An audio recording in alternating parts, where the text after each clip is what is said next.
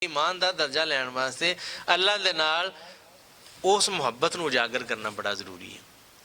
मैं एक दो फिक्रे सिर्फ मखाइल नेमी दे मेरा वादा होया सी कीम साहब नाल कैसर नाल, मैं कहा मैं इस दफ़ा इंशाअल्लाह मखाइल नेमी की किताब दी बुक ऑफ मीरदाद बड़ी मज़ेदार गल दसदे ने। आंदे ने जब तक तू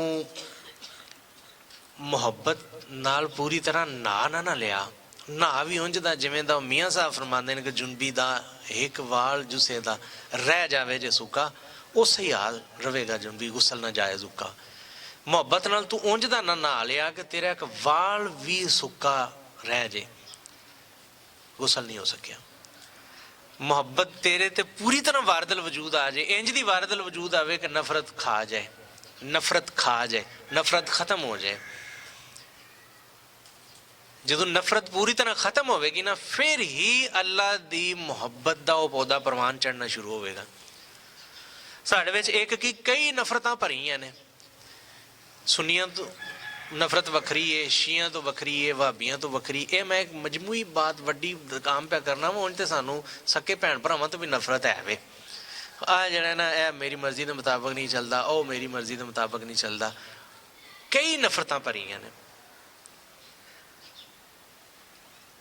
मखाइल ने भी पता की लिखते हैं, आंदे ने कि बंदा जे मुहब्बत करे नींबू दे नाल, नींबू का दरख्त है ना सामने, आंदे ने नींबू दे नाल जे मुहब्बत करे होवे, मुहब्बत इंसाना वाली सची मुची वाली मुहब्बत, शदीद मुहब्बत जी शदीद शिद्दत वाली मुहब्बत है, तो वह जिस वक्त नींबू नाल मुहब्बत करे तो वो उस टाणी तो किवें नफरत करेगा जिहड़ी उस नींबू नूं खुराक देंदी है पई, जिहदी वजह तो वह महबूब पलदा पिया। वो पता यार ये मतलब है मेरा खाली नींबू महबूब नहीं, टाणी भी महबूब है, मेरे महबूब की सपोर्टर है, ये भी अदब एहतराम मेरे तो उंज ही हो गया, मुहब्बत ये भी आया। अगे फरमाते हैं कि जे उस टाणी दे नाल मुहब्बत करेगा तो फिर उस जड़ दे नाल किवें नफरत करेगा जिहड़ी टाणी नूं भी खुराक देंदी है पई, तेरे महबूब तक भी खुराक घलदी है पई। यार बाकी गल ठीक है कि मैं जे नींबू नाल मुहब्बत करा तो फिर टाणी नाल भी करनी है, मैनू पैनी है, तो फिर मैनू जड़ नाल भी मुहब्बत करनी पैनी है। अगे फरमाते हैं कि जड़ नाल मुहब्बत जे करें तो जेड़ा पानी जड़ नूं वधन फुलन दे विच नशोनुमा दे विच मदद करता है, उस पानी का की करना है। मैं कहा जी वो ही मुहब्बत ही करनी पैनी, जे मैं वो भी नफरत करा तो फिर तो मेरा असल सारा असर मेरे महबूब ते पै जाना है। हाँ ठीक है, यदा मतलब वाह वाह मुहब्बत फैलती है होवे सच्ची। नींबू नाल सच्ची मुहब्बत होई है, नींबू की मुहब्बत जी इंज चीज़ों नाल खांदी। मैं कहा नहीं यार जे नींबू नाल मुहब्बत है तो जड़ नाल भी नफरत नहीं, पानी नाल भी मुहब्बत हो गई है। जे पानी नाल मुहब्बत होई आ तो उस मिट्टी का की करना ही जी पानी नूं लैके तो जड़ां तक आउंदी है पई। यार मैनूं तो मिट्टी नाल भी मुहब्बत करनी पैनी। हाँ जी मुहब्बत हो गई मिट्टी नाल। जब मिट्टी नाल मुहब्बत करेगा तो जहान वेखा जरा, पूरा जहान झाती मार, हर पासे मिट्टी मिट्टी नजर आती है। यार मेरे तो महबूब का ही होना हर पासे वे, मैं ये तो बड़ा गलत करता सा पिया।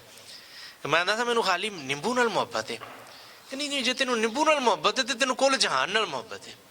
लेकिन जे होवे सच्ची तो यह वो मुहब्बत है जिहड़ी मुहब्बत इंसान नूं खोल देंदी है, इंसान दा बातन खोल देंदी है, इंसान दे विच छुपी नफरत नूं खत्म कर देंदी है। और कतन कदी भी ना सोची कि खालक दी बारगाह दे विच तू काबिले कबूल होवेगा जब तक कि तू मुहब्बत नूं पूरी तरह इंज दा वारदल वजूद ना करे जिवें दी खालक मुहब्बत करदा पिया। खालक ने कदी फर्क किया? काफरां नूं भी उन्नी ऑक्सीजन नहीं अल्लाह दे रहे जिन्नी मोमनां नूं देंदे ने। हर एक दे नाल मुहब्बत दा उंज दा तावन नहीं। मुहब्बत जे अल्लाह नाल करनी आ, चल तेनू जे मेरे कहण नाल कुरान पाक की आयत सुन के तो दिल च उठी पिया कि यार मैं अल्लाह नाल मुहब्बत करनी है, तो जे अल्लाह नाल मुहब्बत करनी आ तो फिर सारी इस मखलूक का की करनी जिहदे नाल वो आप मुहब्बत करता है। कि यार जे अल्लाह नाल मुहब्बत की तो मखलूक सारी नाल मुहब्बत की। जो मखलूक सारी नाल मुहब्बत कर लवीए ना, खुदा दी कसम ਇਹ ਜਹਾਨ ਸਾਰਾ ਹੋ ਹੀ ਜੰਨਤ ਜਾਂਦਾ ਹੈ।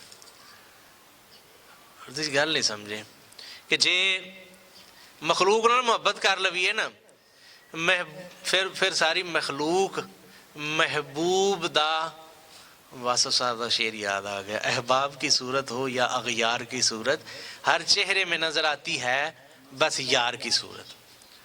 कि यार मैं किदी गल दा बुरा महसूस करा तो किदे नाल लाड करा, कि यार ये काम ही इंज दा हो गया कि हुण ते